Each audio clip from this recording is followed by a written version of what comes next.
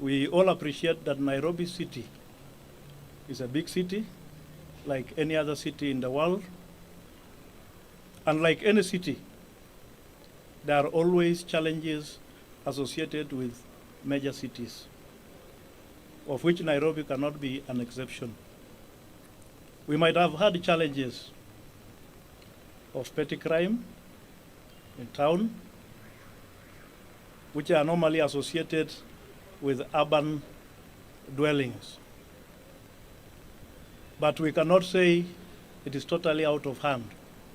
I want to assure our people that as security agencies, we are on top of things. And what we are doing now, and what we shall be doing with the county city of Nairobi, is that we want to tighten a bit on the aspect of security. We want the county government of Nairobi to assist us in aspects like street lighting, organization of hawkers, organization of the border sector, and others, so that we have an orderly city. If we have an orderly city, it means even matter of security will be easier, much more easier to execute, so that we all live in a city that is peaceful, that attracts business,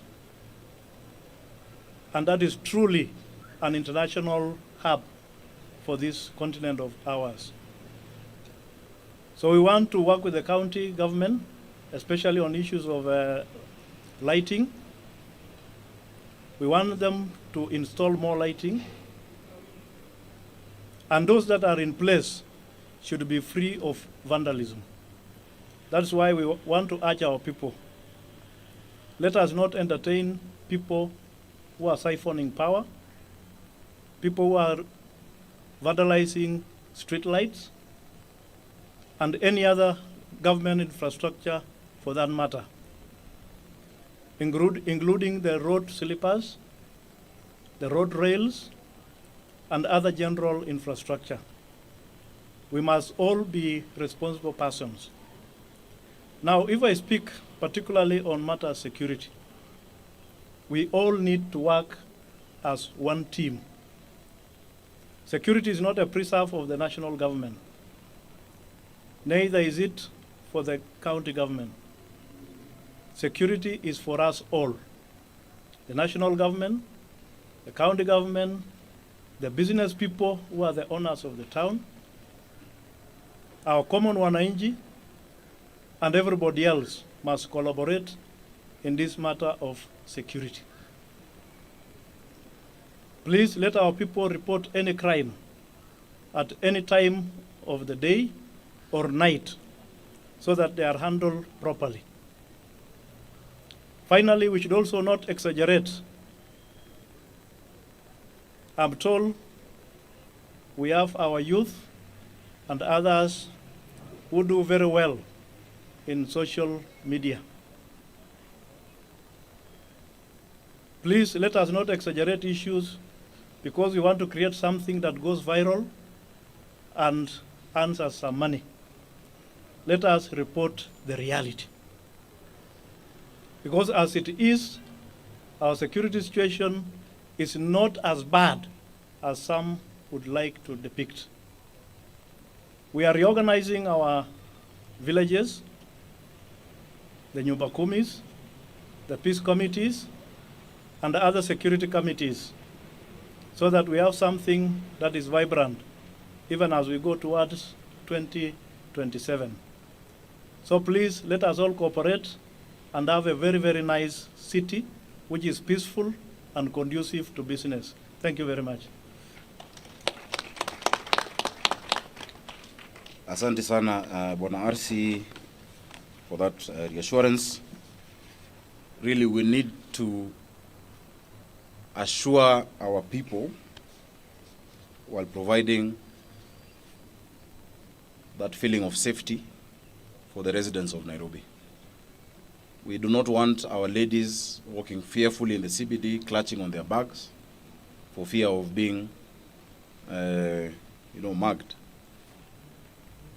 We do not want innocent civilians being afraid of coming to the center of the capital for fear of any kind of mugging. So we appreciate that. And I want to thank you for the cooperation between us and yourselves.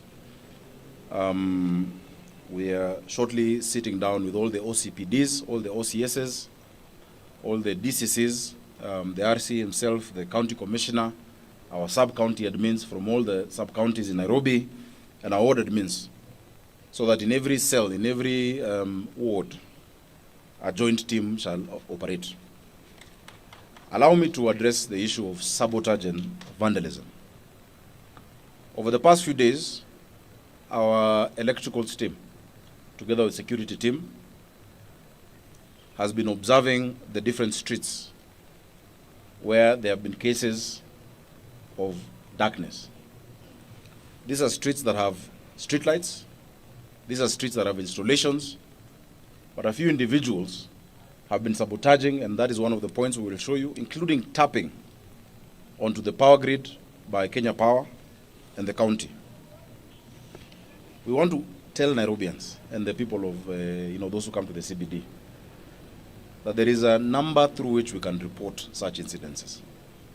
Because it is very deliberate to create darkness where the county has provided lighting through your money, so that in the cover of that darkness, people are attacked. And there are various sections that we've seen that happening. In fact, in some instances, we've had public officers attacked when they come to address that issue. Vandalism of public infrastructure is criminal. Vandalism of public infrastructure deserves the highest sentence, because that is infrastructure that has been placed there by your money as Kenyans. Hiyo ni pesa yenu. Ukiona mtu anang'oa taa, ukiona mtu anakata ile cable ya stima, watu wametoa road signs, watu wakitoa street lights, ni pesa yenu. And so we must all be vigilant. So in as much as we are, we have agreed that the National Police Service will increase the physical presence of police officers, as well as ourselves, also us as the public, just like we did during the Mulika Mwizi campaign, must be vigilant. There's a toll-free number, 988. You send a message and start with Nairobi and just say, niko hapa Tomboya, nimeona mtu aking'oa. Niko hapa Kenyatta Avenue, nimeona hii. So that we can also assist our, security agencies. Huyo mtu ambaye anaenda kupokonywa anaweza kuwa ni mama yako, anaweza kuwa ni dada yako, inaweza kuwa ni wewe. So tafadhali tuwajibike sote kama wananchi, even as we do our part. We have with us the Kenya Power team. And you can see we have equipment to just address some of those hotspots that we've been doing. But we want to tell these people who've been doing this, for whatever reason, commercial or otherwise, that you will not have a long time to do that. We will make sure that you face the full force of the law, because we, together with the citizens, shall exercise that kind of vigilance.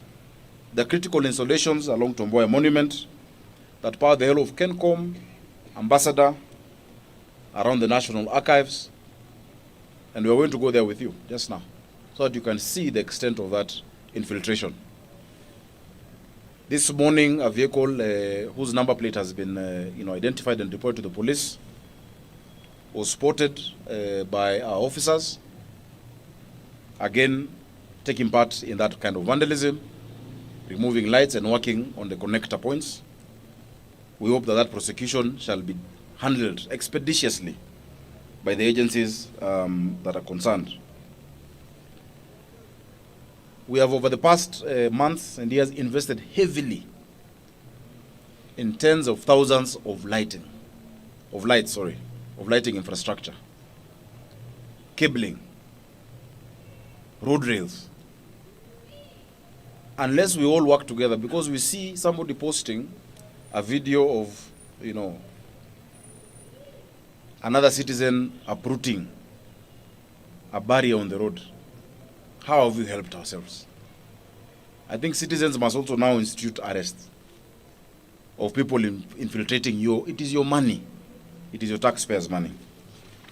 The other thing that I must point out is that the county government has written through our Public Service Board and our county attorney to different agencies pursuant to Section 41 of the National Police Service Act to institute the County Policing Authority. That is provided for in the law. The guidelines were issued in 2021 so that we can also have a proper institutional framework through which ourselves as a county government, the National Police Service, the NIS, the DCI, the Ngao officers, and members of the public, because it provides for 6 members of the public from different sectors, women, youth, persons with disability, can be able to coalesce around issues of community policing and public safety within the city. So kwa mengi yale ambayo tumesema ni kwamba tunafanya kazi pamoja na Kenya Power na Police Service Commission, Police Service pamoja na wale officers wa Ngao, tukiwa na commissioner wetu wa Nairobi Region Bwana Kitio, County Commissioner wa Nyonyi na timu zote kuhakikisha kwamba mko na usalama katika jiji letu. Mnakumbuka wakati ambapo tuliingia 2022 kulikuwa na visa vingi sana vya uhalifu, na tukakaa na aliyekuwa Inspector General wa Polisi Bwana Kome pamoja na maafisa wake DIGs ambao walikuwa wakati huo, na mambo yakatulia. Hatutakubali turudi tena pale ambapo tulikuwa. Jambo lingine vile RC amesema ni kwamba wale ambao ni wachuuzi katika mji wetu wa Nairobi, wale ambao wanafanya kazi ya bodaboda, kwa sababu wafanyikazi wengi wa bodaboda, the majority of them ni watu wazuri sana na wanafanya kazi vizuri na wanajua mahali ambapo wanafaa kuwa. Tunawasihi wasikubali watu wengine waingie miongoni mwao kuharibia jina yao. They need to root them out. We have agreed on circles where they operate, the pickup points, the designated areas, operate within those. If you're not in those areas, you will be arrested and no one is going to come to your respite, because we must have order in the city.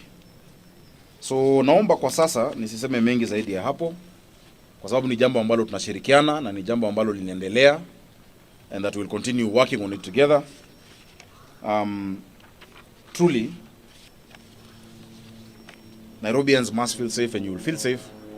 We had a very good experience just a few days ago where thousands of Nairobians were at, the archives in Uhuru Park enjoying football. And it was very safe. Lakini wale ambao wanajiingiza sasa kwa sababu zote zile kuonesha ya kwamba kuna uhalifu ambao umepita mizizi watashindwa.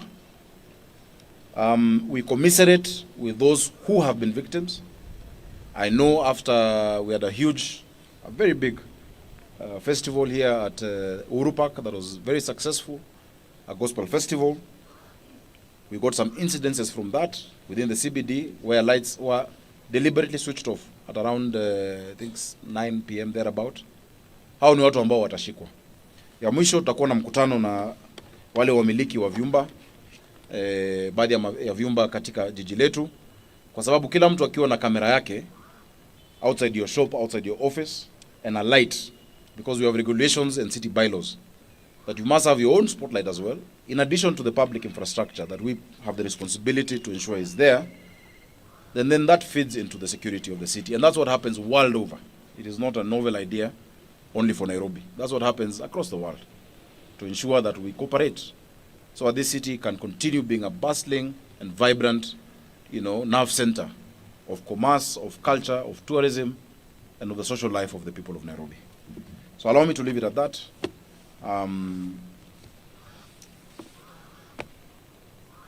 Mnakaa mna swali? Ngoja na upatiwe. Subiri. Ndachukua 2. Tayari amejitokeza ndugu yangu photojournalist. Nani mwingine? So are you a journalist? Ati?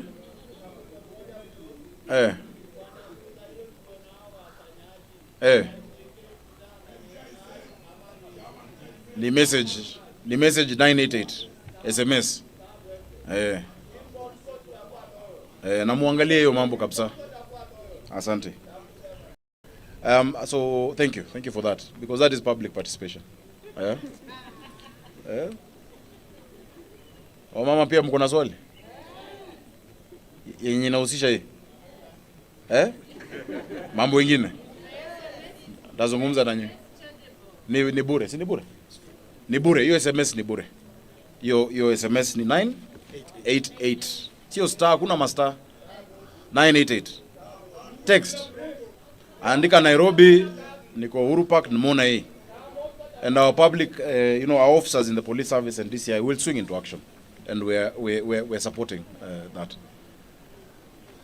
Tuanze na ndugu.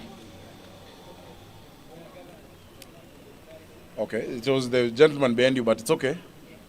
Yes.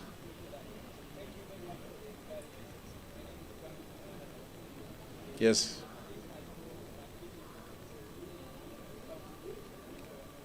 Yes.